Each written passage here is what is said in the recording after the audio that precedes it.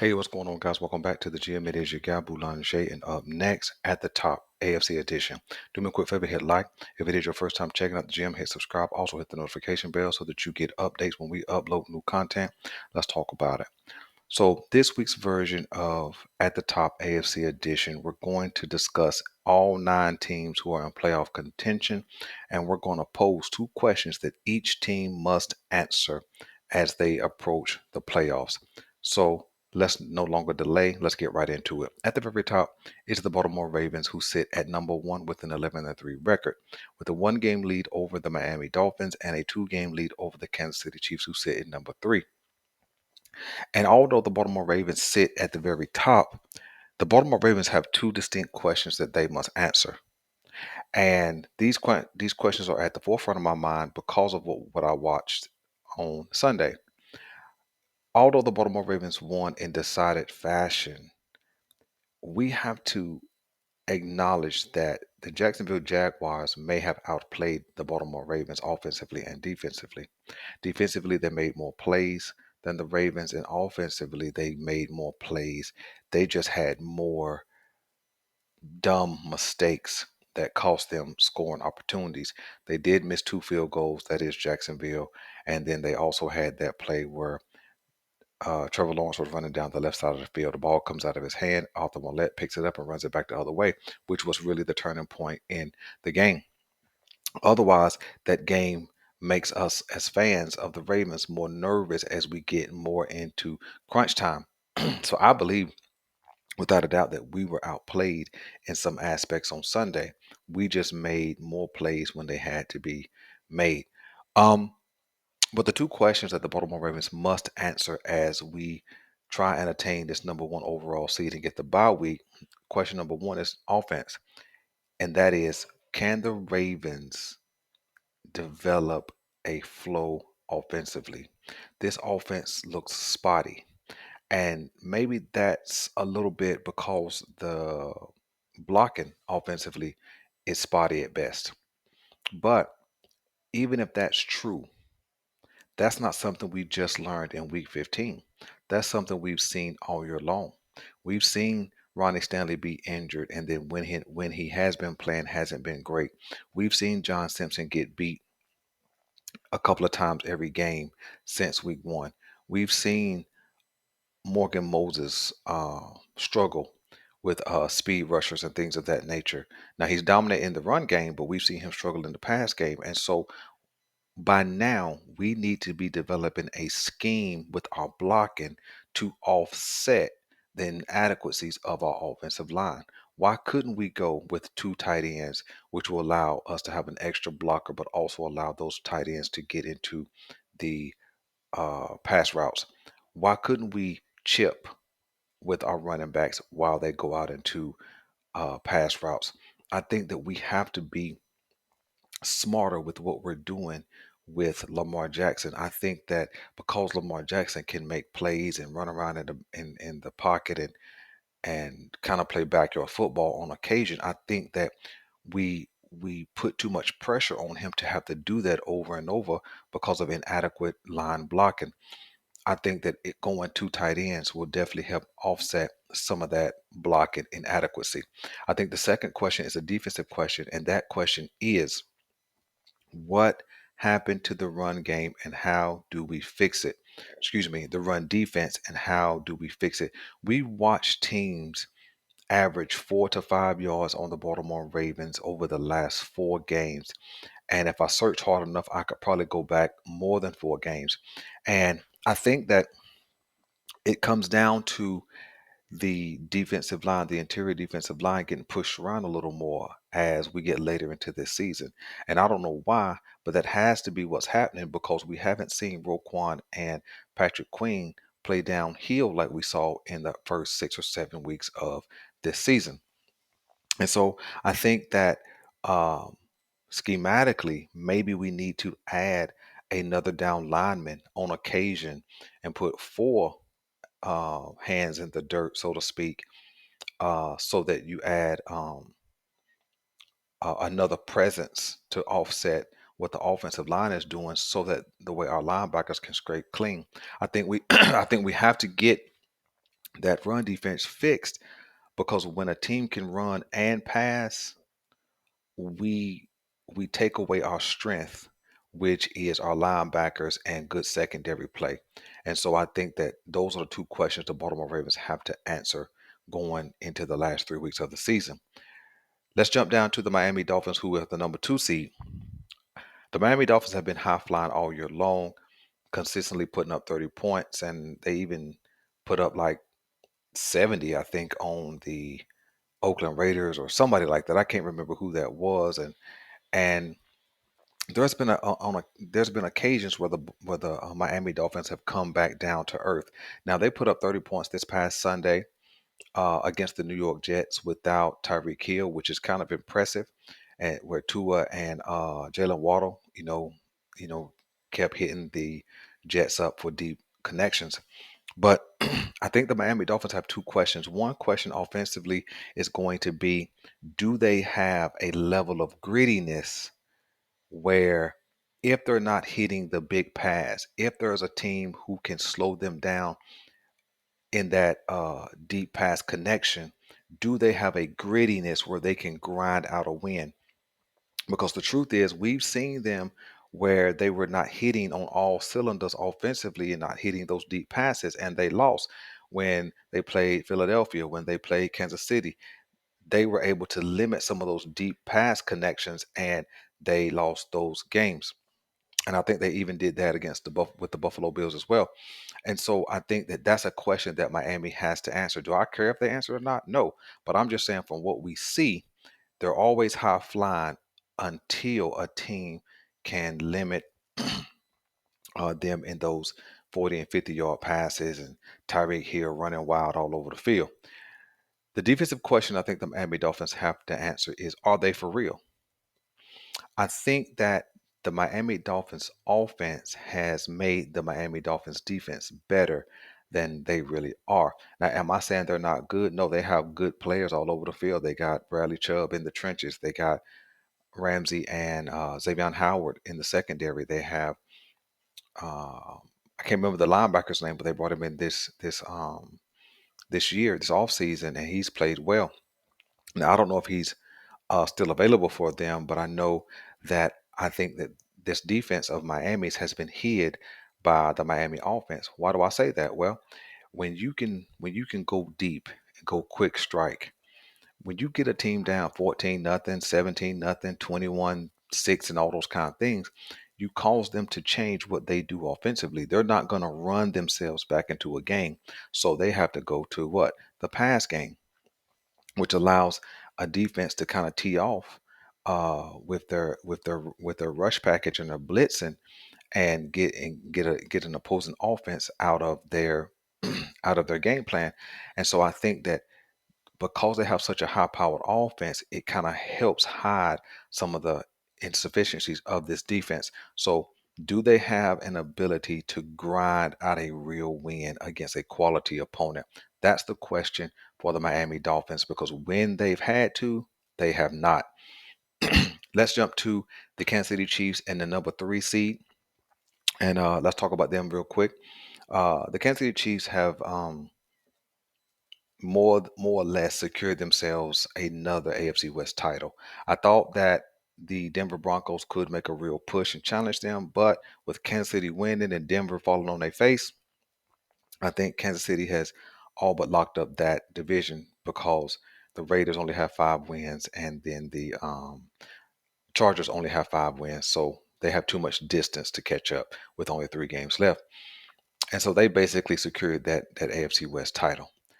The question is that they're going to have to answer is, can their receivers flip the switch through the last 3 games and into the playoffs? Can they flip the switch and be more reliable? Personally, I don't care. Okay, because I've seen Patrick Mahomes be upset. I love Patrick Mahomes, in fact, but I've seen him be upset with some of the things that he's seen from his weapons.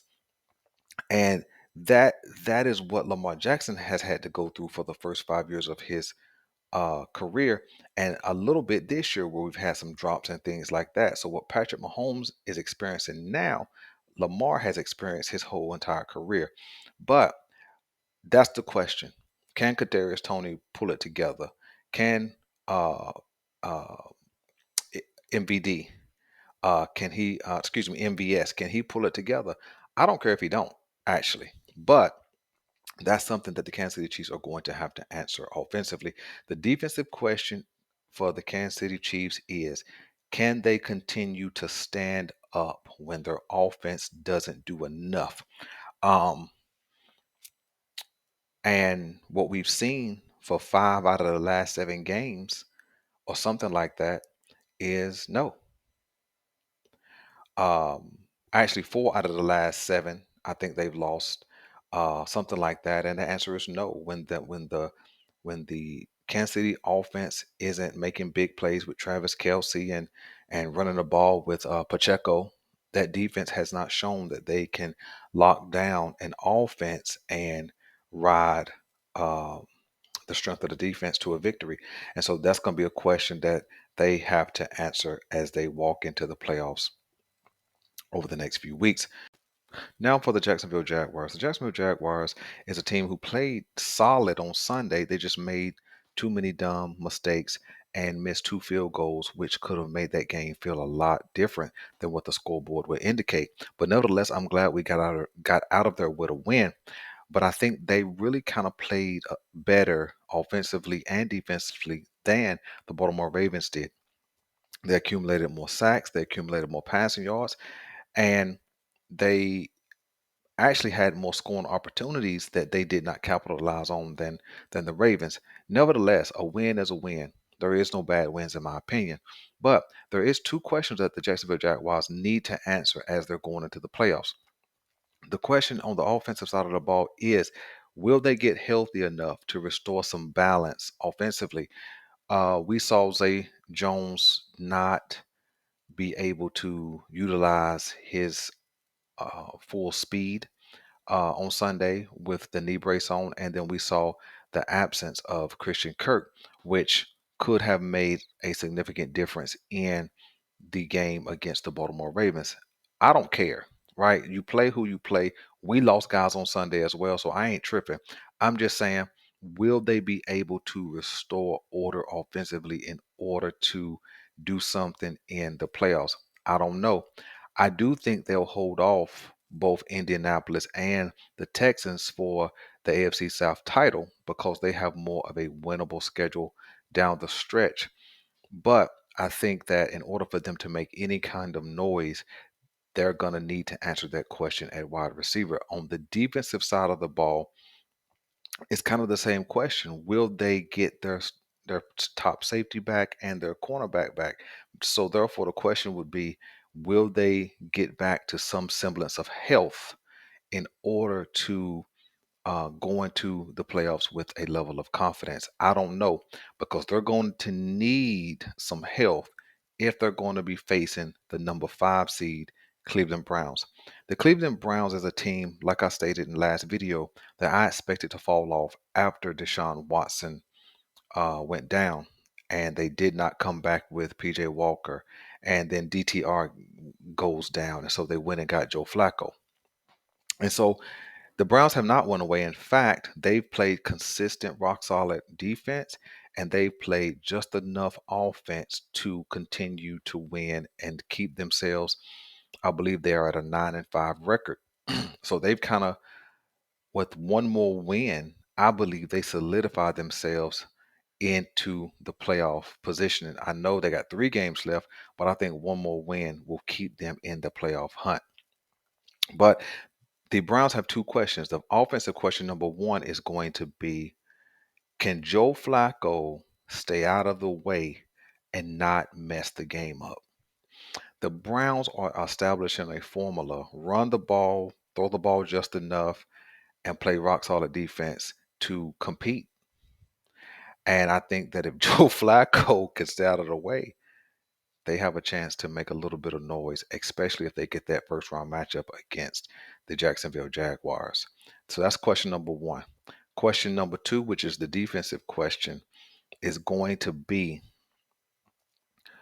can they continue to keep up this elite level of defense? You see, I understand that when an offense is struggling, a defense can continue to keep them in games, right? Continue to hang around, to continue to keep it close. But can the Browns keep up this kind of defensive feat? They have been having to be the best or one of the best defenses in the league week after week after week. Will they wear down and have a fall off as we go down the stretch of the last 3 weeks? That's a question they'll have to answer. Let's jump down to the number 6 seed, which is right now the Cincinnati Bengals. The Cincinnati Bengals is akin to the Browns. Not only are they in our division, but they too are playing without their starting quarterback. And they have continued to keep pace, which is something that can be attributed to good coaching and then just determination.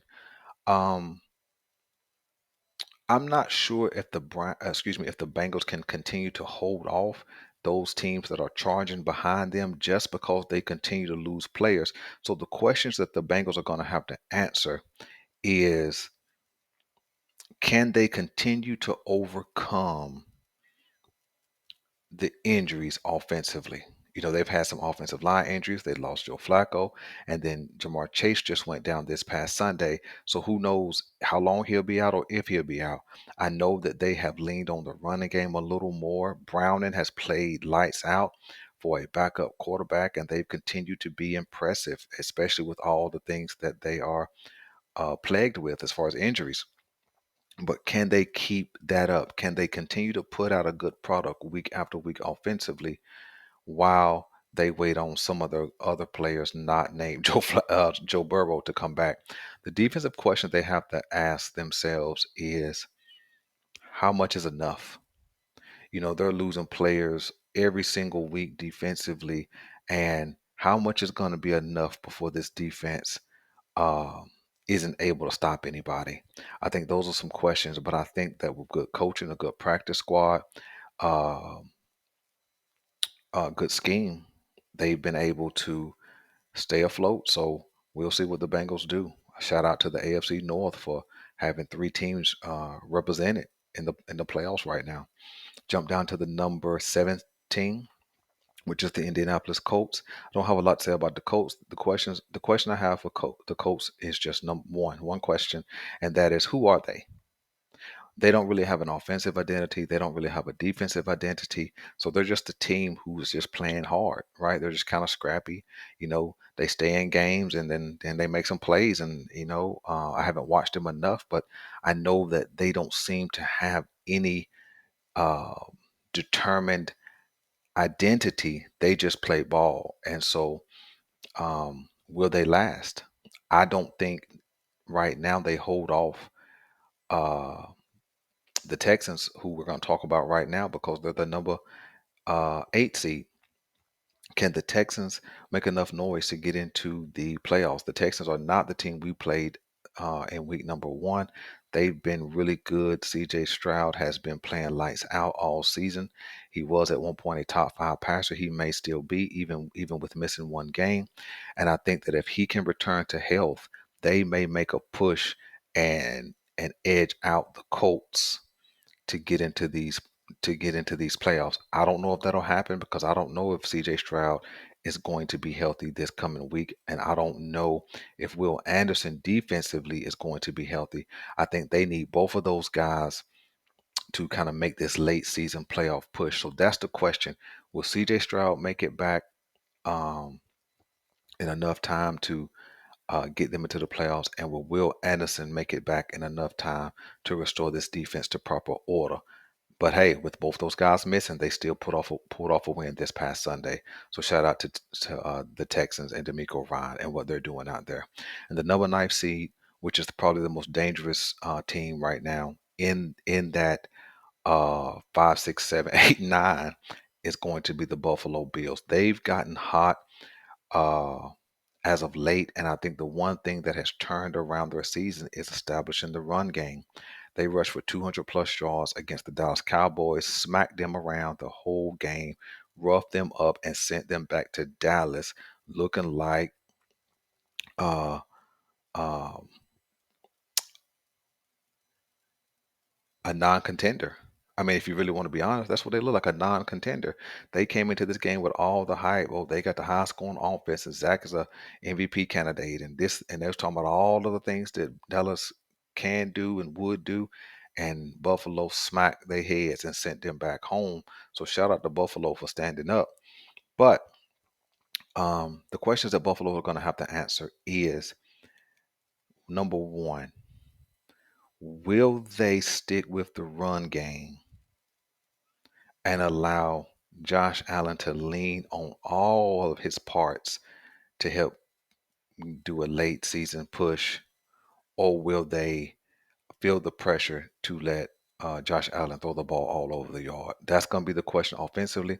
And the question defensively for the Buffalo Bills is going to be, was Sunday just a result of an NFC team coming to the East Coast, playing an AFC team, or is the Buffalo Bills defense that stout and that legit?